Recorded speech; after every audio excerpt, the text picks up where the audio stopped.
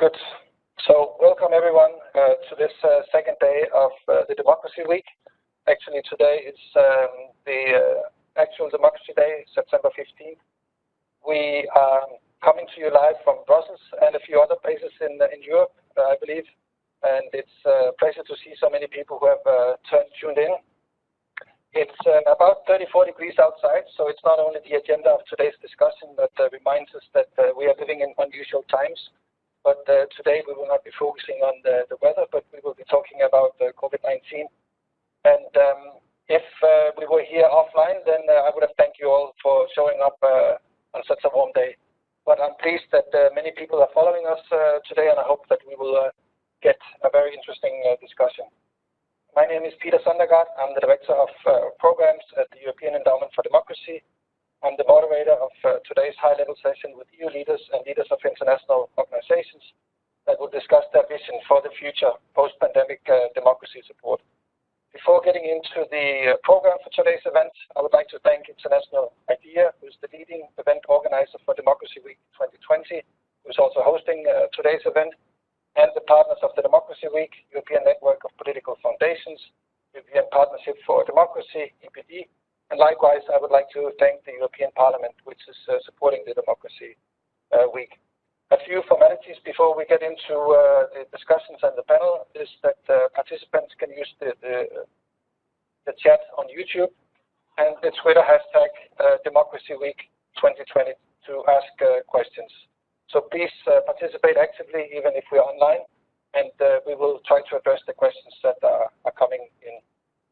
We have a pretty packed and interesting program in front of us today, so I'll let us get straight into it.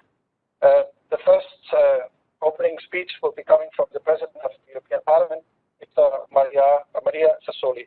The floor is yours. Thank you.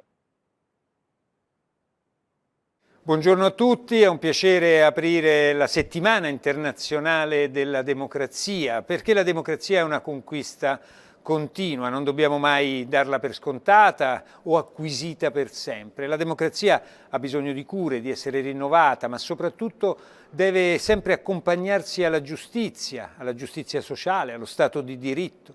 Non bisogna dimenticare che in Europa la conquista della democrazia ha visto il sacrificio di milioni di persone, nasce sulle macerie lasciate dalla Seconda Guerra Mondiale, dalla lotta eroica di uomini, donne che si sono battuti contro il fascismo e il nazismo. Per questo l'Unione Europea ha la democrazia al centro dei suoi valori fondativi. Difendere la democrazia oggi può sembrare certamente meno eroico, ma è altrettanto necessario. Se vogliamo dimostrare che la democrazia è il miglior sistema politico e di governo, dobbiamo farlo con i fatti, fornire soluzioni concrete all'altezza delle sfide sociali, economiche, politiche che i nostri cittadini devono affrontare, proteggere con i loro diritti, difendere le loro diversità come una ricchezza comune e fare della loro partecipazione attiva la nostra principale risorsa. L'Europa e il resto del mondo sono stati duramente colpiti da questa pandemia, più di 800.000 esseri umani nel mondo hanno perso la vita a causa del Covid-19. Vivranno per sempre però nella nostra memoria e lavoreremo senza sosta per superare questa crisi anche per loro. Per farlo dobbiamo mantenere viva la democrazia parlamentare e renderla naturalmente più efficiente. Grazie ai vantaggi dell'era digitale siamo riusciti a superare molte difficoltà che ci ha messo di fronte il coronavirus. In piena pandemia è il Parlamento europeo, l'unico Parlamento transnazionale eletto direttamente dai cittadini, ha continuato a lavorare per adottare le misure necessarie, per aiutare i nostri cittadini e il funzionamento del Parlamento ha consentito il funzionamento dell'Unione Europea. Per questo abbiamo sfruttato, sempre con il rispetto delle regole democratiche, delle nostre regole e regolamenti, le possibilità che oggi ci offrono le nuove tecnologie. Sono fermamente convinto che supereremo anche il virus e che mostreremo la nostra capacità di resistenza, ma abbiamo bisogno anche che i meccanismi della democrazia siano più efficienti, devono rispondere di più ai bisogni che i cittadini hanno e naturalmente che magari non possono aspettare e non possono rimandare. Per questo dobbiamo ascoltare anche la rabbia dei nostri cittadini quando l'esprimono e fare le riforme necessarie per costruire democrazie sempre più inclusive, democrazie in cui nessuno si senta lasciato indietro. La democrazia non è senza volto, ma ha le tante facce di chi continua a lottare per essa e spesso sono proprio coloro che la difendono ad esserne privati. Per questo voglio cogliere questa occasione anche per parlare dell'avvocato iraniano per i diritti umani Nasrin Sotoudeh, vincitore del nostro premio Sakharov per la difesa dei diritti umani. È stata nuovamente arrestata dopo essere stata rilasciata nel 2013. Ora si trova in condizioni critiche a causa del suo sciopero della fame con il quale vuole attirare l'attenzione sul destino dei prigionieri politici in Iran. Ed è per questo che chiediamo e chiedo il suo immediato rilascio. La democrazia è un processo, non è passata di moda, tanti in giro per il mondo ci guardano con ammirazione e vorrebbero naturalmente avere anche loro la possibilità di godere dei nostri diritti. Dobbiamo essere orgogliosi di tutto questo, dobbiamo essere orgogliosi di questi 70 anni di pace vissuti in sistemi democratici in cui la libertà e la libertà del cittadino per noi è ancora il valore su cui esprimere la nostra tensione ideale. Sappiamo che la democrazia può essere la nostra forza per rendere l'Unione Europea ancora più capace di rispondere alle sfide globali. Vediamo tanto vento di autoritarismo in giro per il mondo e naturalmente noi vogliamo rispondere alle sfide con i nostri valori, i nostri principi, le nostre regole e i nostri trattati. Grazie e buon lavoro. Often such words of history seems very abstract and distant, but I think in today's world then we actually feel these words and that history much less distant than we would like it to be. And I think also President Sassoli gave a good example of how the Parliament has managed to adapt to the situation and actually managed to continue its work in a very competent fashion during the lockdown, during the pandemic, and I think that's showing a good example to other parliaments, to other democracies of how it's possible to adapt and change during a challenging time. So this was the welcoming message. Now we will turn to the panel for today. First we will start with two pre-recorded messages. So first I would like to pass the floor to Věra Jourová, Vice President of the European Commission and Commissioner for Values and Transparency. Ladies and gentlemen, I regret I cannot be with you live, but I am very interested in the debates of today's conference. The discussion about crisis of democracy is probably as old as democracy itself. The consequences of the coronavirus pandemic for democracy are yet to be fully assessed, but there is no doubt that they are profound. Democracy is complex.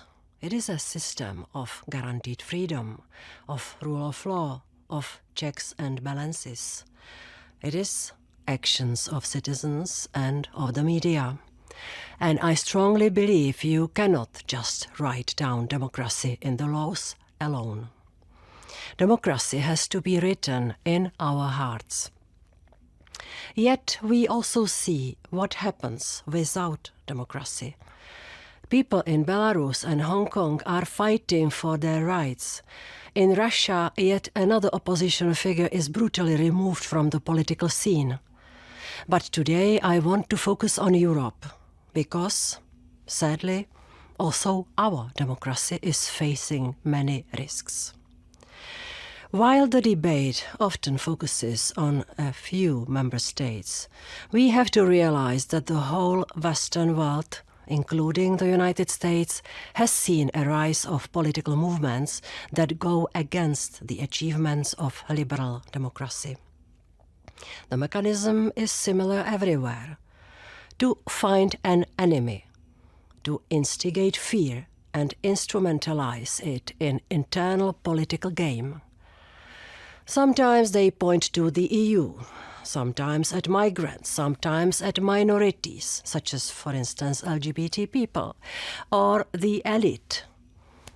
This is easier than proposing how to reform the tax or health system or create decent jobs.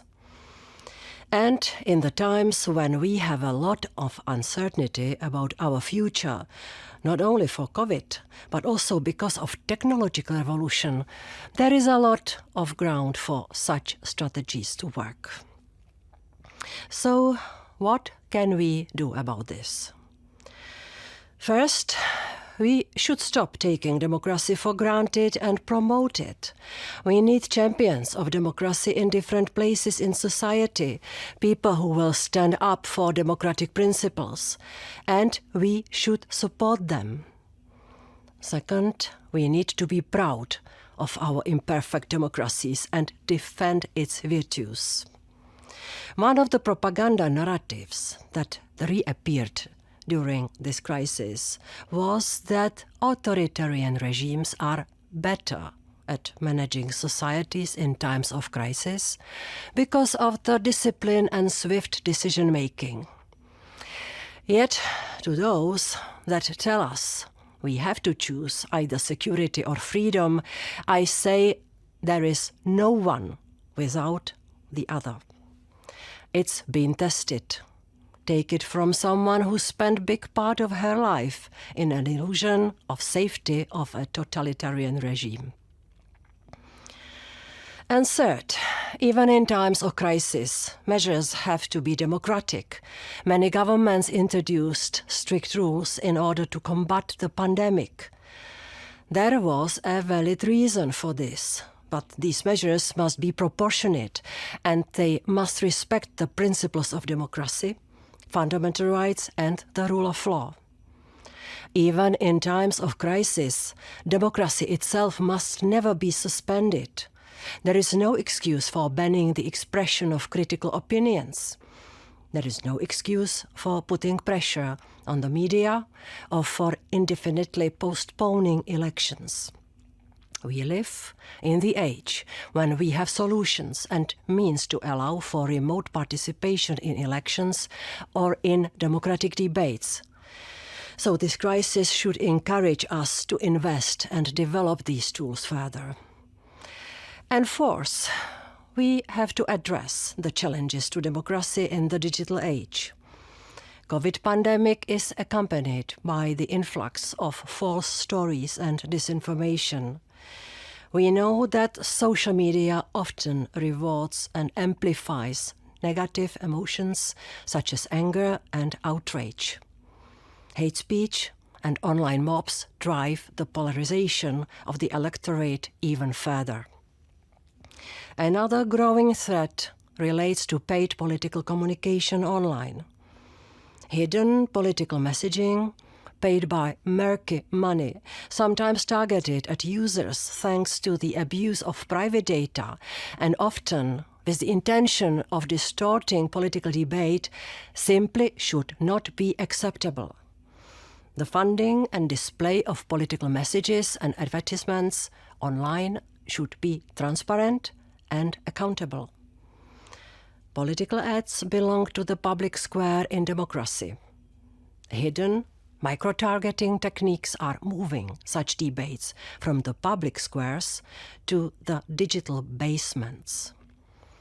So, this Commission wants to act to make democracy in Europe more resilient. Our flagship initiative is the European Democracy Action Plan, which will focus on countering disinformation and adapting to evolving threats and manipulations, as well as supporting free and independent media. The plan will include legislative and non-legislative measures, and as always, the Commission will work closely together with the Member States, civil society and a wide range of stakeholders at its implementation.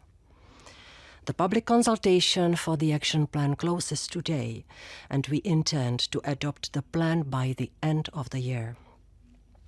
The Commission has also included media pluralism in the new rule of law mechanism, which will look at systemic issues affecting the democratic debate in all member states. Democracy in many places in the world remains a hope. In the European Union, it should not be taken for granted. The EU is both a community of democracies and a transnational democracy itself. I believe Europe is ideally placed to be a champion for democracy in the world.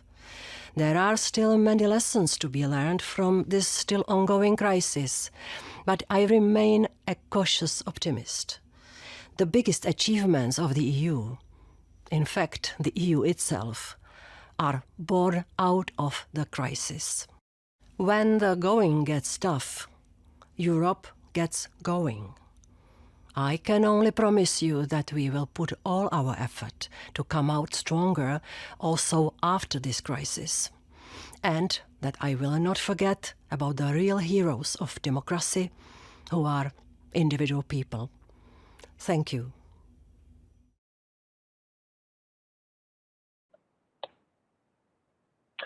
Thanks very much to Commissioner Jourová for this intervention and good words. I think that the Commissioner painted a very good and broad picture of the complexity and all the different challenges we are facing today when struggling and fighting for democracy. We look forward to look at the further work on the Democracy Action Plan and hope that it will indeed be adopted by the end of the year.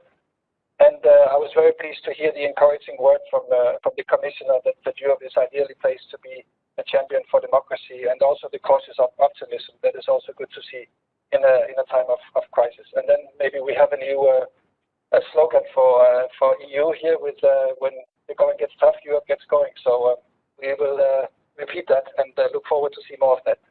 So now I'm very pleased to pass the floor to Michelle Bachelet, UN High Commissioner for Human Rights, for her message. The floor is yours.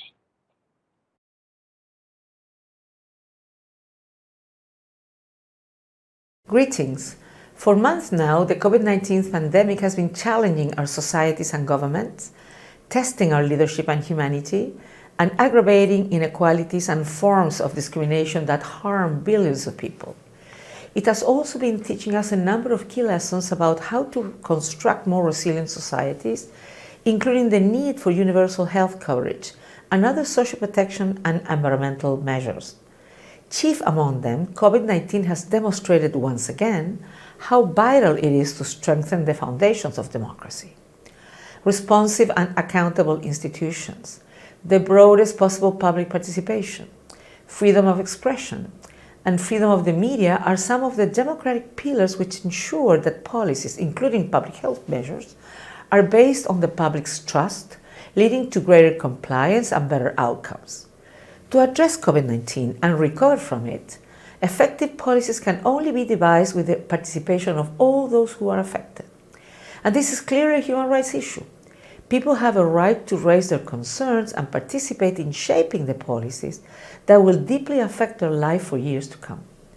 It is also about ensuring more effective governance. For example, as governments develop innovative ways to control exposure to COVID-19 through new technology, we have seen how deeply those tools rely on public buy-in and thus on trust.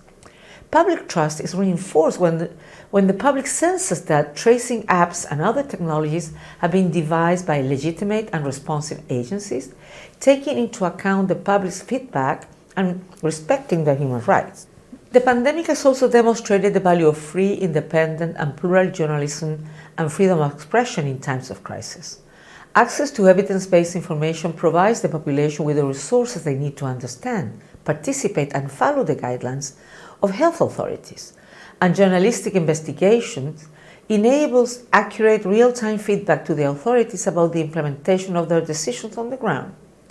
Information saves lives. At a time of public health emergency, this double function of journalism, informing the public and monitoring the authorities' responses, is especially crucial.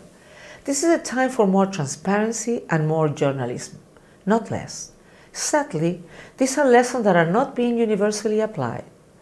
Since long before COVID-19, and including in many long-established democracies, attacks on human rights defenders with impunity, harassment of the press, crackdowns on peaceful assemblies, deliberate weakening of institutional checks and balances, and decline in civil rights, liberties, and growing polarization across society have been worrying signals of democratic decline. When the pandemic hit, these signs exacerbated, and we observed further worrying trends among a number of states that adopted extraordinary measures, including unchecked executive power, disproportionate penalties and enforcement, and restrictions on speech. Some governments enacted open-ended emergency legislation without possibilities for effective oversight. Several deployed military forces to perform law enforcement and other tasks without adequate measures for oversight by civilian authority and without respect for human rights law.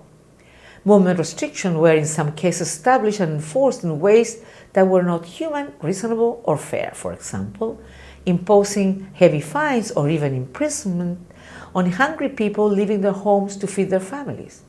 And in a number of countries, governments appeared to be using COVID-19 as a cover for further restrictions on fundamental freedoms and civic space, violating human rights and undermining the rule of law. Emergency power should not be a weapon wielded by governments to quash dissent, control the population, or perpetuate their time in power. Such measures do not advance effective pandemic responses, they deepen the crisis. It's clear there is not a single model of democracy, but all strong democracies share some essential characteristics. I have quickly outlined two of them: vibrant participation by civil society and a free and independent press. Let me turn briefly to another essential factor: solid oversight institutions which keep governments accountable for their actions. There should be supervision of the exercise of all emergency measures taken in the context of the pandemic, including periodic and independent review by the legislature and judicial oversight, with scrutiny of any emergency legislation introduced under a state of emergency. All exceptional measures should comply with the strict requirements international law imposes on temporary limitations of human rights. Today, as we mark International Day of Democracy, under the theme COVID-19 Spotlight on Democracy, let's remember that democratic systems have time and again demonstrated their resilience and effectiveness in dealing with exceptional challenges. Solid public participation, official transparency and accountability through oversight institutions, and a free press are tremendous advantages to devising policies that navigate crises most effectively. As the world develops policies for life after the pandemic, we must do so with renewed commitment to democracy, human rights, and the rule of law. We will build back better with democratic institutions based on a renewed commitment to the strong human rights principles that protect our values and our peoples. Thank you. Now I had the privilege to watch the full video without the breakup of the sound, so in that sense I can still thank her on some of the things that we didn't know here, because he ended up saying that for democracy we need a vibrant civil society and a strong free press. So I wanted to thank the High Commissioner for those words, and also say that we couldn't agree more that this is really crucial. And as we were reported in the press, then the High Commissioner and her office was at the Human Rights Council in UN yesterday, opening that session, and they're expressing the concern about the expressive use of violence in Belarus. So we think this office is a very good example of how multilateral institutions can play an important role in monitoring and trying to help such crises to come out in a peaceful and democratic way. So we're pleased to see that the High Commissioner's office is engaged in this situation. So now we got through the pre-recorded messages, and we will go to the live participants. And I hope that we will be able to do that without any technical challenges. But before going to that, I would like to remind the participants that they can post questions with using the hashtag on Twitter on Democracy Week 2020, and also by typing in the chat of the live YouTube stream. And then we turn to our first live panelist, and I'm very pleased to pass the floor to Heidi Hautala, Vice President of the European Parliament, responsible for human rights and democracy, and a long-term friend of EED and supporter of many of the partners we support for democracy. So Heidi, the floor is yours. Thank you, Peter. Thank you very much. I would like first to give credit to the report that you and partners have produced for this International Day of Democracy, the 15th of September. I read with great interest Global Democracy and COVID-19, and I think there's a lot of wisdom there that we have to explore while this COVID-19 crisis is still unfolding in most parts of the globe, I would say, and the repercussions will be very, very remarkable. And also, likewise, I would like to thank the International IDEA for this great call to defend democracy that you mobilized some months ago. It's worth reading over and over again. Indeed, what the report says is that while the global death toll of the virus is our utmost concern, it also says that the pandemic has posed a clear threat to democracy. Indeed, friends, this is something that we must take very seriously. How does COVID-19 and the threat to democracy look like? To fight the pandemic, governments across the world have enacted far-reaching emergency measures. And many of those measures have been proportionate and justified, but too many have not. Instead of suppressing the virus, they have suppressed freedoms and open society. And in many countries, the public health crisis has been used as cover to seize powers that have little to do with the pandemic, with very few safeguards against abuse. We know of the silencing of whistleblowers. We know of suppressed information. We know of suspension of the legislative procedures and of the vanishing act of the independent media, of disappearances and unfair judicial proceedings of those who were unlawfully detained in the first place. Let us be clear, with such regimes, the tendency to silence critics and oppress people was there already before the crisis. But COVID-19 presented them with a golden opportunity to seize more control. At the same time, the EU has decided to fight the crisis with democracy, with transparency, and with citizens' participation. At the opening of the G7 speakers meeting, President Maria Sassoli underlined that democracy is something that we cannot suspend because of COVID-19. More than ever, we need cooperation. Parliaments need to work together across borders to show that democracy has not become outdated. The civil society is very much under threat. So let us recall that the EU Charter of Fundamental Rights decrees that everyone has the right to freedom of association, in particular in political matters. The Universal Declaration of Human Rights and the European Convention on Human Rights hold the same.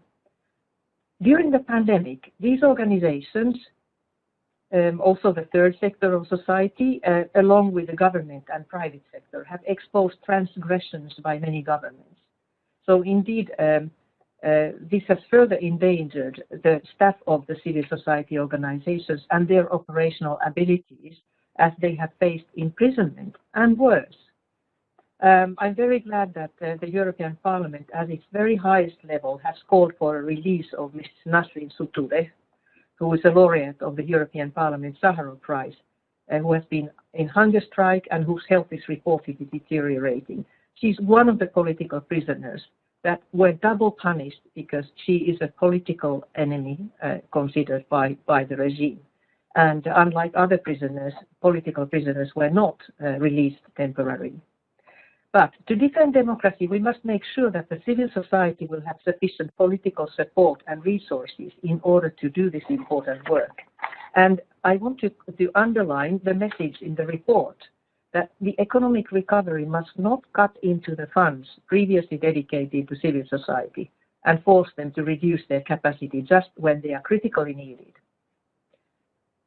Despite the attacks against civil society and fundamental rights, we must make sure that democracy will not become a casualty of the pandemic, along with the terrible loss of life. I read with mixed feelings that the regimes who have engaged in imposing heavy restrictions claim to have slowed down the spread of the virus. In the short term, that may be.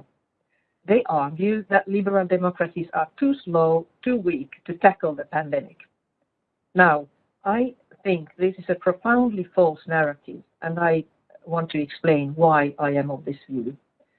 While fighting against COVID, both democracies as well as authoritarian regimes have seen success and defeats. As is acknowledged in the report, Trying to isolate the impact of political regime type is extremely difficult. To find an answer to what is the most effective way to fight a pandemic, we must analyze the ability of any regime to survive a crisis, not only short-term, but also long-term. As we begin our move towards the subsequent phases of the pandemic, the commitment of each individual in their daily lives and in their immediate and private surroundings to wash hands, keep distance, wear a mask, and if needed to isolate is key. The report states that the citizens are more likely to comply with government measures long-term when they feel they have a voice over government decisions. Thus, a strong bond of trust between the society and the government is necessary if a contribution by every individual is required. And this is my key observation. To survive this and future crises, it is therefore necessary to strengthen this trust, the social contract. The report notes that ways to achieve this is to bolster inclusion and pluralism.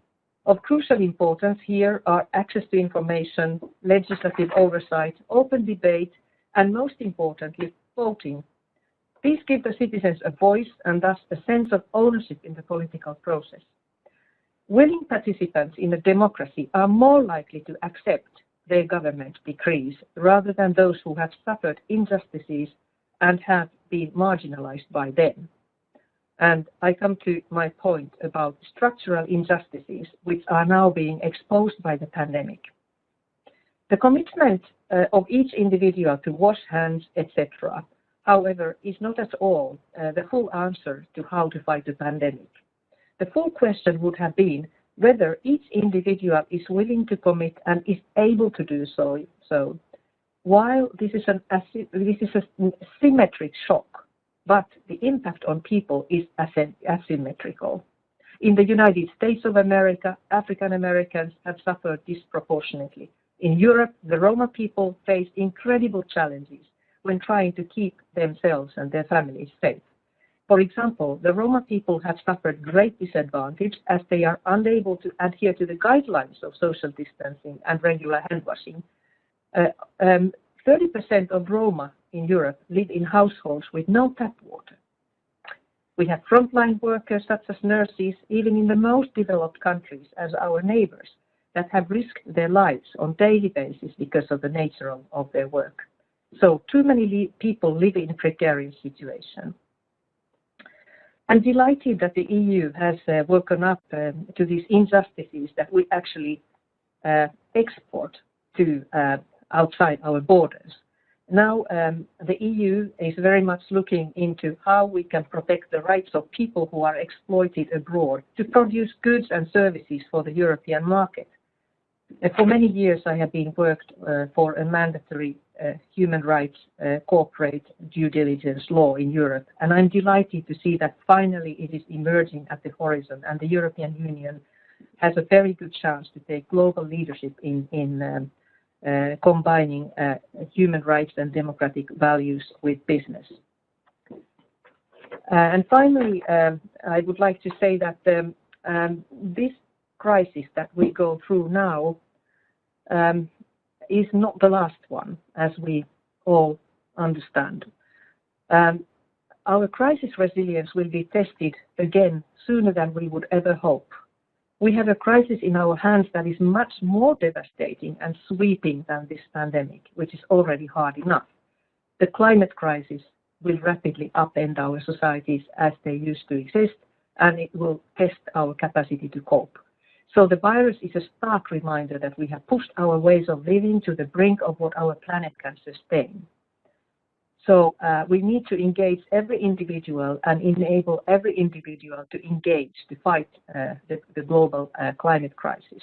And I believe very much that the answer on how we can weather a global crisis today and in the future lies in the strength of our social contract, the resilience of our societies, and the vigor of our democracies.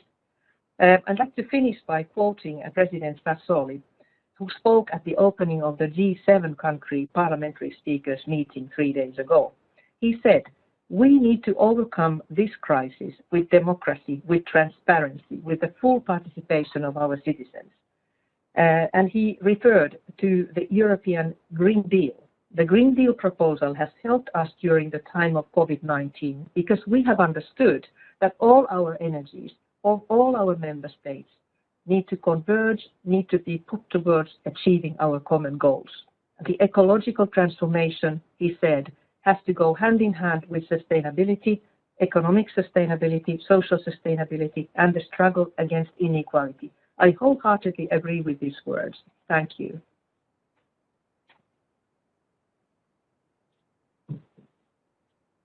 Thanks very much, Heidi, for coming with a lot of very important and strong messages. And I think one of what you said was that the crisis is reinforcing other things that we're seeing already. It's in some ways not showing us anything new, but showing it in a very uncomfortable, transparent way. And this is something that we need to acknowledge and address and understand that this is the type of crisis we are facing now. And as you said, this might be a preparation for other crises to come in the future. And I think what you said and stressing the importance of trust that democracies can create and the social contract that works in democracies, those are very important things that we need to preserve and also cherish and value when we respond to such crisis. Because even if the jury is still out, there can be arguments that sometimes a more authoritarian regime can respond in certain ways to the pandemic that democracies cannot. Then it's clear in the long term, as you stressed, in the long term, there are things that there is an endurance and a commitment of people who have a voice and who are part of making decisions that you will not have if people are forced to do things. But these are things we will come back to in the panel discussions in a minute. I was told that we're going to give the High Commissioner another chance, technically, to be listened to. So we will see. If it doesn't work, then we will finish it very quickly. But we pass the floor again to the High Commissioner for Human Rights. Your High Commissioner.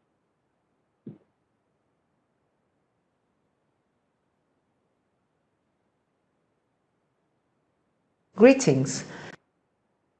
For months now, the COVID-19 pandemic has been challenging our society.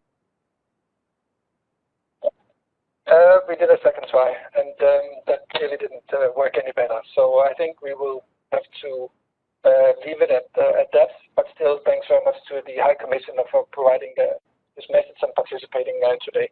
So we stay with the live participants, and technically it worked very well with the connection to Heidi. So I'm now very pleased to introduce our next live panelist, Kevin Casas-Zamora, Secretary General of International IDEA. And Kevin was instrumental in initiating and coordinating the call to defend democracies in the early days of the pandemic. And this statement made sure that the democracy and democracy support agenda stayed high on the agenda at a moment when the whole world was preoccupied with just fighting the virus as a disease. And I think that was really important and very good timing. So, Kevin, I'm pleased to pass the floor to you. Thank you very much, Peter. I'm truly honored to celebrate Democracy Day at this event alongside such distinguished speakers. I would like to greet the Vice President of the European Parliament, Heidi Hautala, and other friends, colleagues, and all the participants of today's webinar. It is great that you can be with us today. This event is particularly important to us, not just because of the topic of the discussions, but also because it brings together the European and international democracy community at a time when our collective efforts to support democracy are more important than ever. The International Democracy Day conference has for several years been co-organized by International IDEA, the European Endowment for Democracy, the European Partnership for Democracy, European Network of Political Foundations, and Carnegie Europe. We're also glad that since 2016, the European Parliament, the European Commission, and the European External Action Service join as co-organizers. I truly value the strong partnership with our fellow organizations based in Brussels and the excellent collaboration that made this possible. On behalf of all the organizing partners, I would also like to thank the European Parliament for their invaluable support to this week's event as well as the ones before. As for Democracy Day, there is a lot to celebrate, but there is even more to strive for. This is not an easy time for democracy. Democracy was facing severe headwinds even before the COVID-19 pandemic arrived. The challenges are even starker now. It is obvious by now that COVID-19 not simply poses acute health and economic challenges, but also political challenges.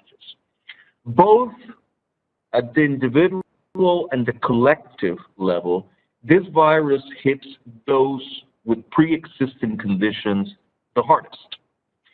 And this crisis has been unforgiving in exposing pre-existing ills in democracies all over the world. Leadership deficits, polarization, weak governance structures, underinvestment in public goods, and a very serious erosion of trust in political institutions. Unsurprisingly, authoritarian rulers under the guise of pandemic-related measures have tightened their grip on power, silenced critics, and circumvented democratic processes. That was to be expected. Belarus is a case in point. I think I can speak for all organizers when I express my solidarity with the protesters and say that we all sympathize and support their struggle for a democratic future. However, it is also democratically elected governments that have resorted to emergency measures all over the place. And this is totally legitimate, up to a point, because we are already seeing cases all over the world where emergency powers are being invoked in order to do things that have nothing to do with the pandemic and everything to do with the intention of shutting down critical voices, limiting civic spaces, and harassing minorities. We have seen examples of emergency powers deployed to curtail the free flow of information and enhance state surveillance with little regard for privacy. The examples are rife. They range from El Salvador to the Philippines to Bangladesh to Zimbabwe.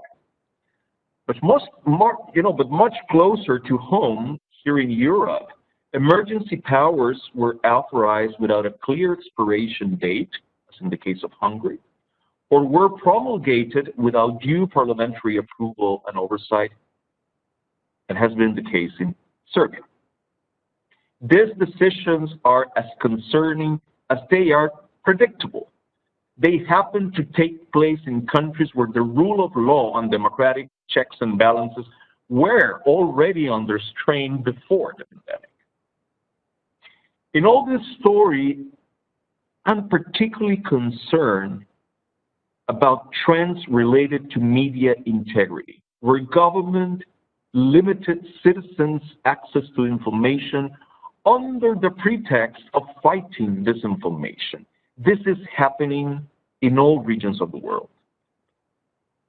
There have been cases where media outlets and citizens at large were instructed to disseminate only the official state-mandated information about the pandemic, or where journalists were harassed or arrested for reporting facts and question actions by the authorities. Abuse of emergency powers is not the only risk, however, posed by the pandemic. The pandemic has and will continue to be a true stress test for democratic elections as well. Roughly 70 countries and subnational jurisdictions have decided to postpone elections scheduled for 2020. On the other hand, roughly the same number of countries and subnational jurisdictions have decided to go ahead and hold elections amidst the pandemic. That decision is not an easy one. At this point, we have enough evidence from around the world about what works. We have seen examples of resilient and resourceful election management bodies and citizens who have adapted to new conditions in short timeframes.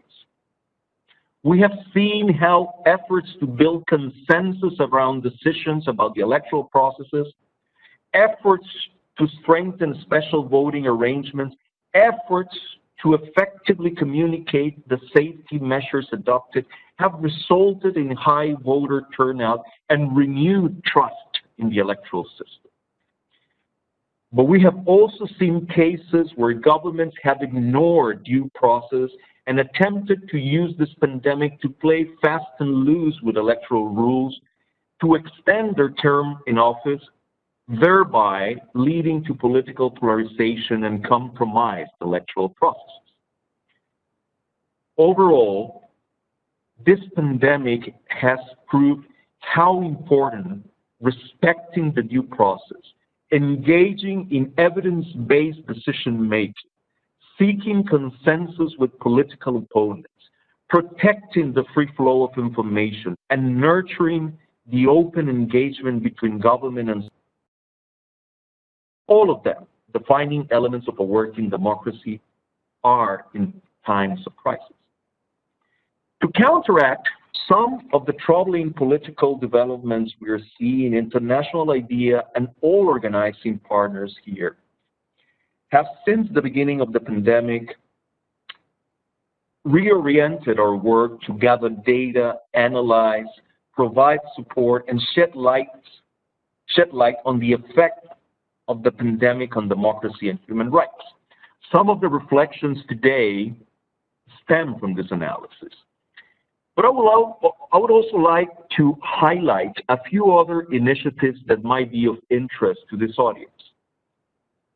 As we know, today, on the occasion of International Democracy Day, we are launching the report entitled Global Democracy and COVID-19 Upgraded International Support, initiated by our friends at the European Endowment for Democracy and authored by Dr. Richard Youngs, Senior Fellow at Carnegie Europe. Peter will give us the highlights of this report shortly, but for me, this is truly the perfect example of a sharp analysis of the challenges and opportunities posed by the pandemic. Even more importantly, this report, which has been supported, by the way, by 11 pro-democracy organizations from around the world, this report puts forward concrete policy recommendations to provide crucial support to pro-democracy actors, governments, as much as civil society organizations in this critical time. And just before the summer, we at IDEA, and some of the members of the panel have been generous enough to mention this, we at IDEA started an important cooperation with the European Commission's DG DevCo and developed a global monitor on the impact of COVID-19 on democracy and human rights, which I invite all of you to have a look at on our website. This one-stop shop contains an impressive, continuously updated overview of how COVID-19 measures taken by governments in 162 countries affect democracy and human rights.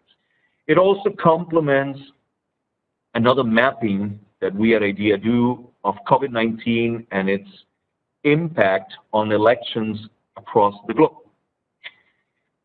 Last but not least, I also want to mention the importance of advocacy efforts related to these issues. In the open letter, A Call to Defend Democracy, which has been alluded to here before, initiated by International IDEA and actively supported by all our partners here, as well as other 70 pro-democracy and pro-human rights organizations from all over the world, we argue that, and here I quote, the COVID-19 pandemic threatens more than the lives and the livelihoods of people around the world.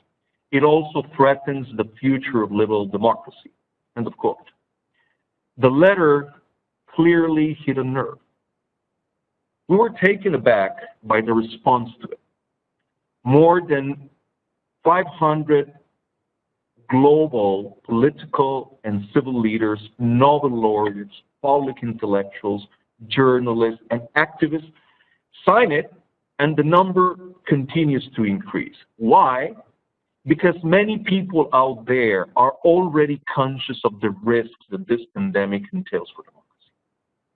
We must leverage this. If we care, as we do, about the future of democracy, this is the time to build global coalitions to protect it. Moreover, this is the time to join forces to build better and more resilient democratic institutions. For this, and we are eager to support our partners, colleagues, and friends on the local, national, and international levels, our donors and member states, civil society organizations, public authorities, and political actors with our knowledge and technical expertise. And we are eager to support the European Union in particular, which has a key role to play globally to protect democracy from the authoritarian onslaught. This is why I would like to commend the recent initiative taken by the European Commission to accentuate their work on democracy through its upcoming European Democracy Action Plan. It couldn't be more timely. Democracy is neither created nor maintained by itself. In fact, there's nothing inevitable about democracy. It is something that requires courage, dedication, and continuous support. I certainly hope that this crisis will prompt donors and assistance providers to enhance dialogue, coordination, and cooperation to support democracy around the world. I strongly believe that this is our best way forward. Multilateral responses, more coordination between ourselves, like we are doing during this Democracy Week, and fostering more dialogue between stakeholders in society to develop sustainable responses to the challenges of our era. We have our job cut out for us, helping to build democratic institutions that deserve people's trust, and helping to build more resilient societies, as High Commissioner Bachelet advised, will not be easy. But it is indispensable in order to deal with the consequences of this pandemic, to prevent the next one, and to preserve the fundamental rights that are part of our common human heritage. Faced with the authoritarian temptations that we're witnessing around us, we must realize that we are in a twilight struggle. It is a struggle that will demand a lot from us for a long time. Each of us needs to stand up for democracy and translate that commitment into actions, knowing full well that while the values we defend are eternal, our victories are always transitory and subject to reversal. Now, more than ever, international idea is ready to make the case for democracy with conviction and with a sense of urgency. It is a case that has not lost 1 ounce of its power to inspire and give hope and light in this time of darkness. And I'm counting on all of you to help us win this global debate. Thank you. Thanks very much, Kevin, for these also very encouraging words, and also for describing in detail all the good efforts that you and International IDEA have engaged in. And I think you stressed the importance of a collective effort, and I think you have been the prime example of how to lead a collective effort and get results out of a collective effort. And having more than 500 people signing on the Defend Democracy statement is indeed a great achievement, and I think this is the way that we should engage in defending liberal democracy in this time of challenges. We still have a bit of time, but we're running a bit short. So what I will do now, I'll give a very brief presentation of the report that has been mentioned many times, and then we have 2 interventions and questions from the floor. So let me do my part quickly so that we have time for discussion afterwards. So the report, Global Democracy and COVID-19, Upgrading International Support. This was an initiative that was actually a spin-off from the good work Kevin was doing on the Defend Democracy statement, with the idea to provide policymakers with a deeper understanding and information of how they could and should continue to provide resources and prioritize democracy support in the responses to the COVID-19 crisis.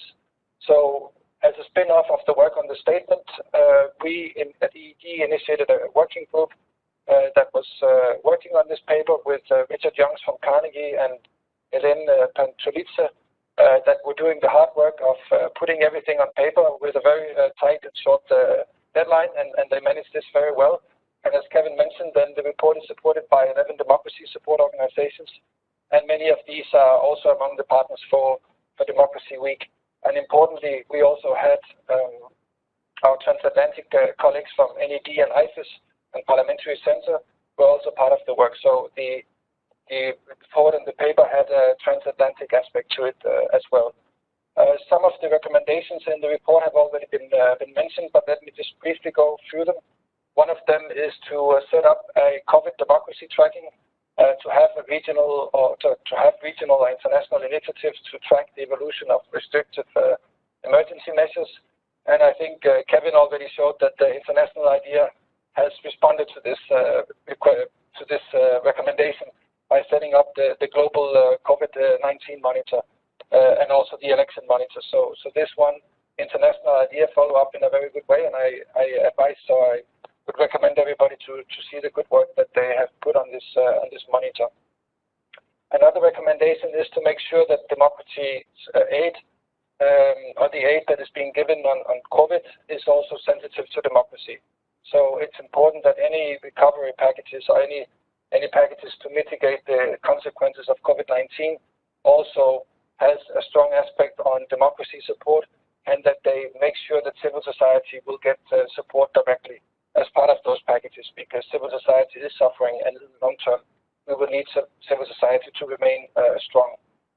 Another recommendation is to promote and support new civic initiatives that have initiated or that have emerged as a response to COVID-19. And this is where, in our work at EED, we have been really very much encouraged to see how media activists, journalists, civic activists, how they have responded to these difficult circumstances. Initially, we thought that there would be much less active participation in society, but actually we've seen the opposite in many cases, that groups managed to adapt to the new challenging situations, and they have been coming to us for support in an even more active way than they did before. So this is a very positive outcome of the crisis so far, and we should build on that in the future. And then we recommend international coordination of democracy. Kevin went into good details about this, and also the aspect of making sure that there is a multilateral response to democracy support, because that is the only way we will remain strong. That is, if there are many countries that are behind democracy support, and this is what we see in different corners of the world with different crises, that having many states and having multilateral institutions engaged in support to these activists is how we can get results. And then, as a more broad recommendation, then we also list that the pandemic is an opportunity to rethink democratic practices.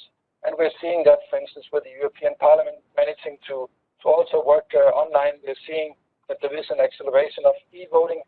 So there are a lot of technological developments that provide for better quality and democratic politics. But at the same time, of course, we have to make sure that none of these new approaches will undermine the democracy and the way it has to work in order to be efficient and effective.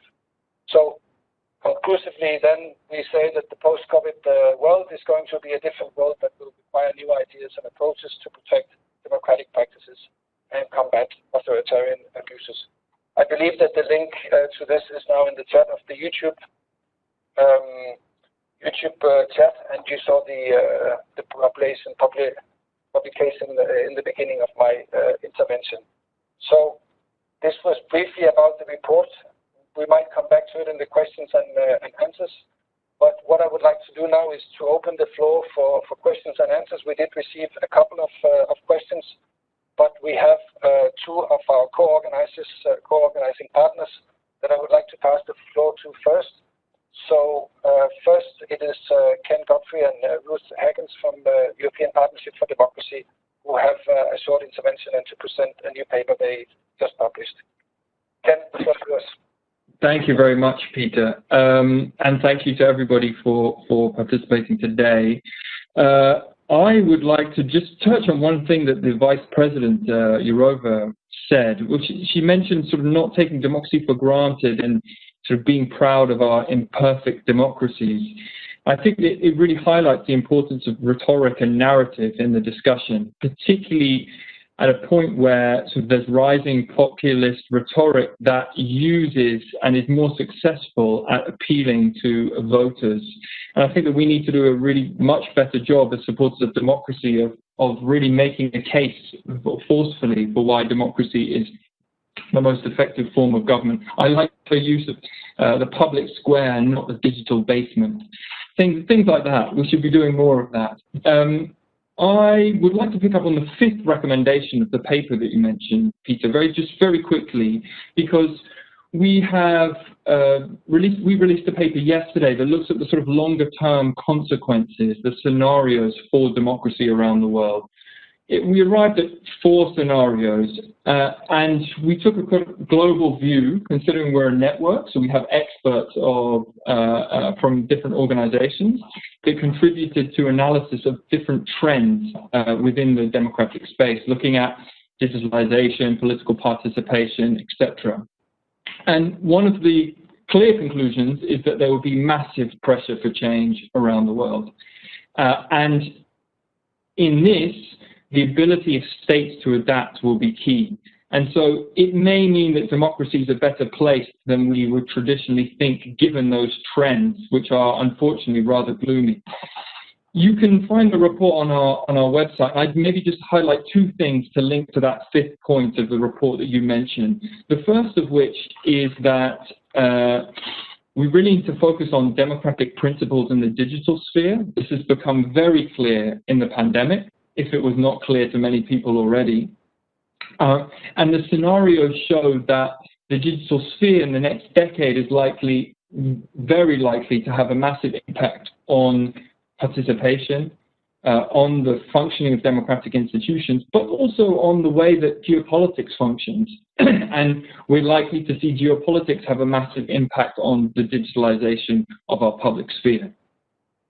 And the second thing that I'd like to note as a conclusion from the exercise is something that I guess we all need to grapple with, which is how we revitalize or rejuvenate support for democracy around the world. It's clear there are many challenges in Europe, there are many challenges across the globe, as Kevin mentioned earlier. And it's, to me, a very good moment for us to think about this more in a structured manner and to discuss what might be done and what sort of priorities we should have. Because, at least to my mind, it's clear that, and the exercise showed this, that big changes are coming, and people supporting sort of open, accountable, inclusive government should be ready for those changes.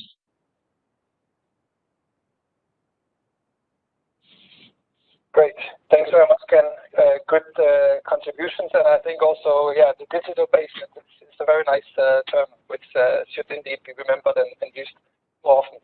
And we should be ready for the discussions, and I think that's part of the challenge we have today, because now we're in the same room with people who share the same convictions, but we really need to get the message out and engage in the discussions with the broader public in order to be successful longer term. So now I'm very pleased to introduce another co-organizing partner. This is ENOP, Cornelia Hoffman from the ENOP network coordinator. You have the floor.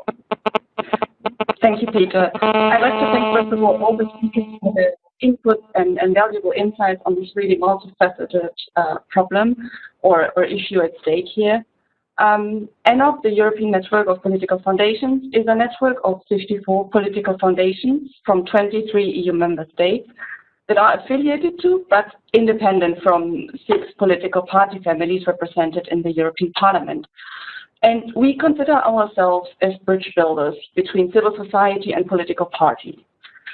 There will be an entire session dedicated to the role of political parties in the current context tomorrow, so I won't go into that issue right now, but rather I would like to raise attention again for the role of civil society in the current pandemic.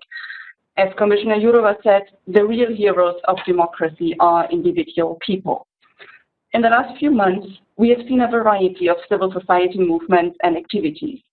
People stand up to fight for the democratic rights, such as in Belarus, but people also stand up to express their discontent with, in their view, non-proportionate and unjustified government measures, such as lockdowns and social distancing rules.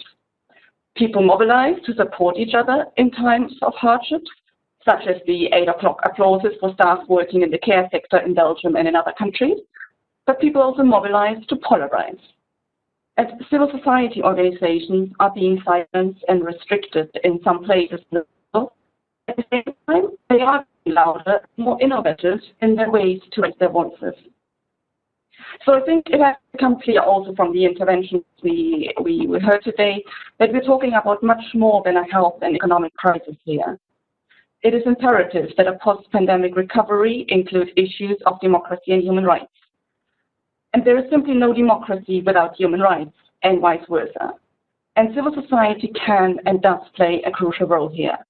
Civil society calls its governments, its leaders to account. Civil society requests transparent and fact-based information and proportionate measures to tackle the current crisis. Civil society calls for freedom of media and expression and requests to take gender issues into account, an issue particularly prompting with regard to the increase in domestic violence in the last months. As it has been said in yesterday's session as well, one could state that the values of democracy are actually on the rise, but decision makers fail to meet this demand. So there is a huge opportunity for the EU here to take up its role as a value-based actor. It is desperately needed. Thank you. Thanks very much, Cornelia, for your contribution, and I also for emphasizing the role of political parties, because we didn't speak so much about political parties during the interventions today, but clearly they are a cornerstone as well of our democracies and institutions that allow democracies to be adaptive in a constructive way, which is very often necessary. So it's very good that there will be a session on that tomorrow, and I encourage everybody to join for that session as well. I've been told that the link to the UN High Commissioner's speech is now available on the YouTube chat, so you can open it from there and see the full speech without any interruptions. So now we will go to questions during the remainder of the event, and we have received some questions in the chat, so I would like to pass them to Kevin and Heidi. And let me just give you both of the questions, the main questions that there are. One question is how the crisis has affected the EU's response in the countries outside of EU. And this is coming from Open Dialogue Foundation.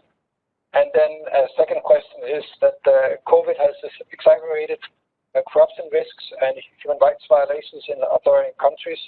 And at which stage is EU At what stage is the EU human rights sanctions regime? So that's, two very similar questions. A question of how EU can best respond and what EU is ready to respond with. And of course, it would be good to have the Commissioner with us, but Kevin and Heidi, you get a chance to let us know your thoughts on this. Thank you, Peter. I have to say that I'll better yield the floor to Heidi, since those are questions pertaining the European Union. I think it's appropriate for her to provide some remarks on this. Yes, thank you for the questions. First, on the human rights sanctions regime, as we know, the EU is capable of putting persons on under restrictive measures such as visa ban or asset freeze. So this exists, and of course this has been practiced with individuals relating to the occupation of Crimea and other situations. But it has become very obvious that it needs to be conceptually crystallized and clarified and that it has to fulfill certain very important criteria of legality and rule of law, which needs also a mechanism of redress. Because of course sometimes it does happen that individuals are put under this kind of sanctions regimes which would not actually be justified. So they can always turn to the European Court of Justice in such a situation, and actually the court has already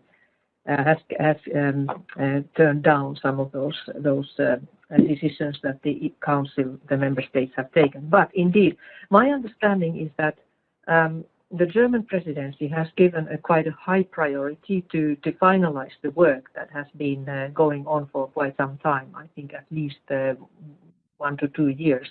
So we can probably see a result of this still in the coming months of the end of this year.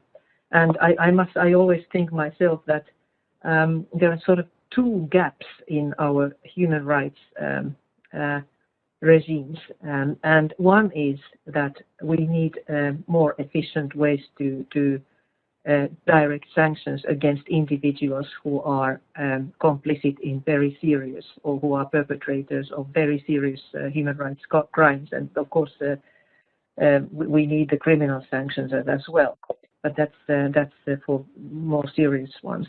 And the other one is that we must make corporations and companies accountable, and this is what I mentioned in my intervention, that the really delightful and to some extent surprising development of the past few months is that the EU has actually now undertaken a plan to sort of do away with this gap, that corporations and companies must also be respectful of human rights.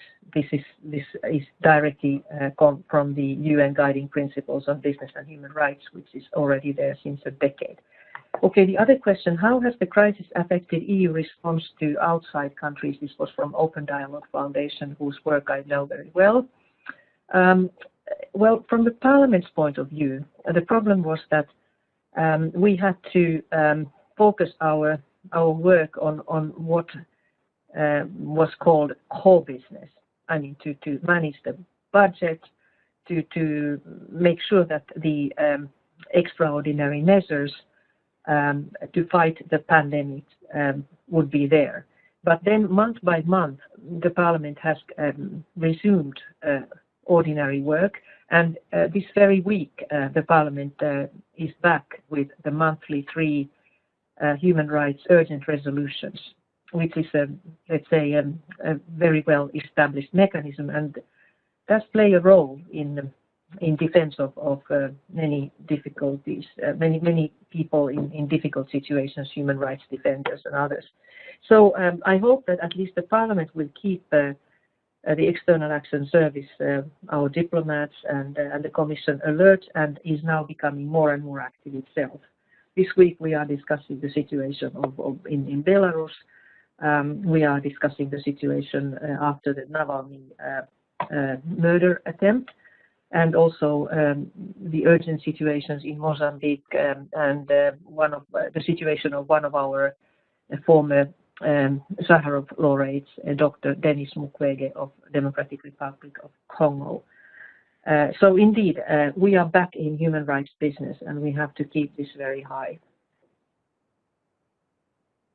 Great, thanks very much, Heidi. So it sounds like a lot of efforts are being done, and that the Parliament is still very actively engaging, and it's good to hear that you're back on the monthly human rights resolutions again and are following these situations closely. So I don't know if you want to add anything here, Kevin, but then I would like to ask you another question, and Heidi may also follow up afterwards if you have things to add. But you spoke a lot about the coalitions and that we need to strive together. So how do we take that from words to action? What steps do we need, and what can we do? Because I think this is one of the challenges that we have, and also following on what Ken said, that it's very easy to say the words, but how do we really get the concrete action follow up here? If you have any thoughts on that. Sure, Peter. I mean, the single most important thing is to start calling people. I mean, that's how we put together the the remarkable coalition that ended up supporting the call for democracy and then eventually the policy paper that we're launching today. I mean, the first thing that we need to do is to understand that we're in a twilight struggle, that this is a struggle that will go on for a long time, and that none of us will be able to make a significant difference if we try to go it alone. The task at hand is really about building a sort of global protective network to preserve democracy. And this is a network that needs to involve governments, and I certainly hope that many governments will be part of this effort. You know, I happen to be doing this from Stockholm. Well, Sweden is a case in point. Sweden is a case that has decided to make the defense of democracy a pillar of its foreign policy. I would hope that more countries will join this effort.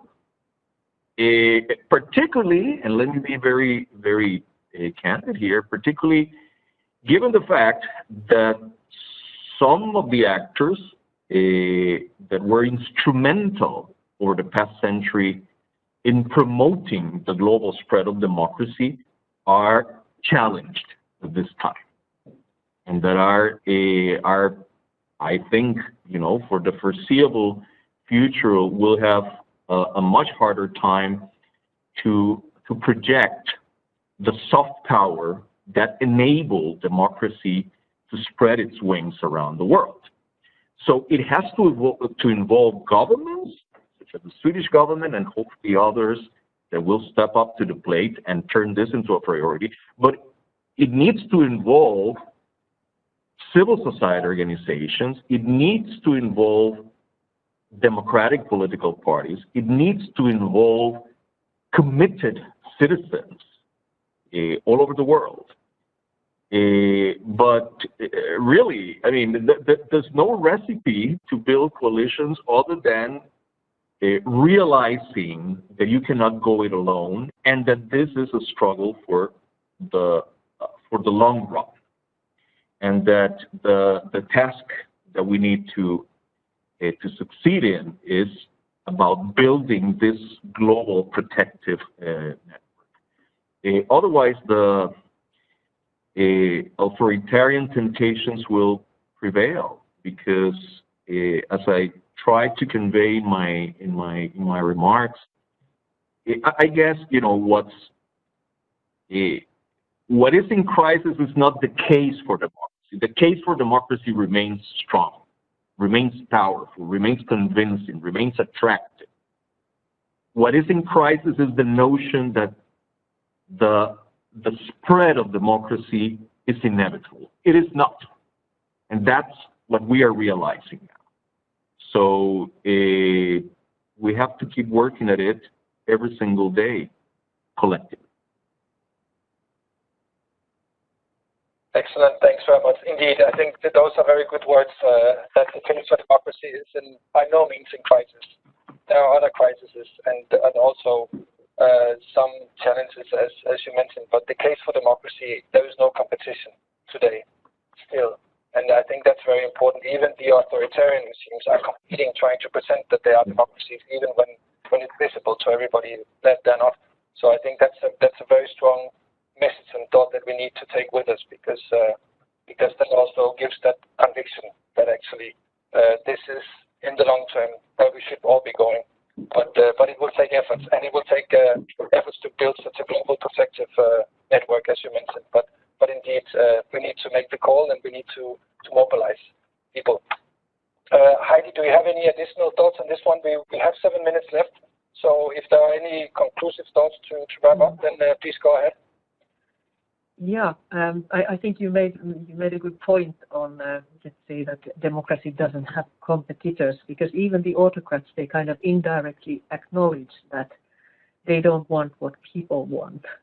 They don't want to give freedom. They don't want to give rights. And there are very few people today who really are in the belief that they should have no rights. But I think Ken Godfrey made a very interesting point on. He asked that we should look at this article that European Partnership for Democracy obviously has produced, which I would look at with great interest. We'll speak about how we vitalize support for democracy. But then again, I think there's a looming question that we do have ways and reasons why we should vitalize itself democracy, not just support for democracy. And I would say that it is this demand by a lot of people to have a role between elections, not just vote and be represented, which is a big challenge that has not been really addressed thoroughly.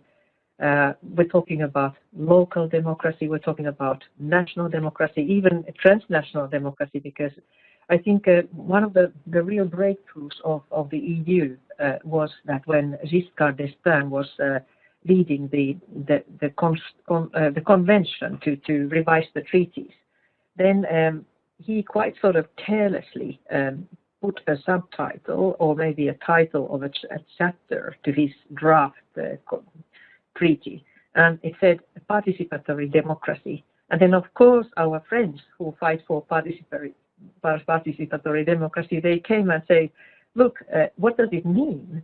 And then there was a very useful process and debate where the civil society was absolutely key, and the result was the European Union Right of Citizens Initiative. So this is the background of how it came into existence. And I think vitalizing democracy remains a challenge because our societies change and people's expectations change. So yes, let's vitalize support for democracy and also vitalize democracy itself. But thank you for organizing this inspiring discussion, and I look forward to working with you all in the future as well. Thank you very much, Heidi.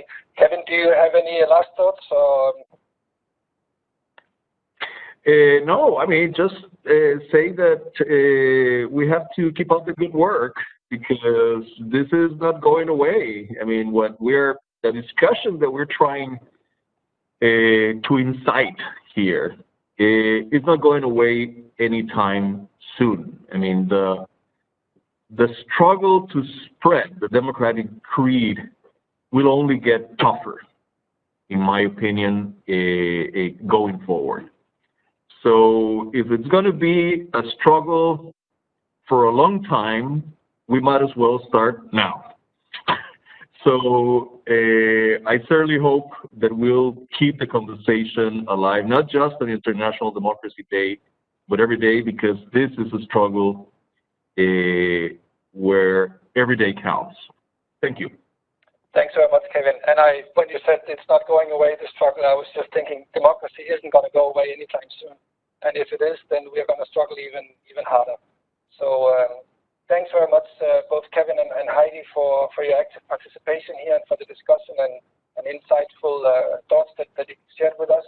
And also thanks very much to all the partner organizations and colleagues who have been doing a lot of work to make this work. And obviously, it's not so easy to do these things online, but it works, and we can still meet like this and have constructive discussions. So thanks for everybody who made this possible. And ending on a positive note, I think that as the Parliament has shown that it can continue to work despite travel restrictions, pandemic, etc., etc. I think that in general, all the challenges that has come with COVID has shown how quickly we can adapt to new circumstances. So I think that's one very positive element to take away from all the negative adaptations we have to make these days, that when it's really necessary, then we can change habits and behavior very quickly. And there are plenty of things where we will need to do that in the future in the crisis that is continuing and the crisis that is becoming, as Heidi was alluding to.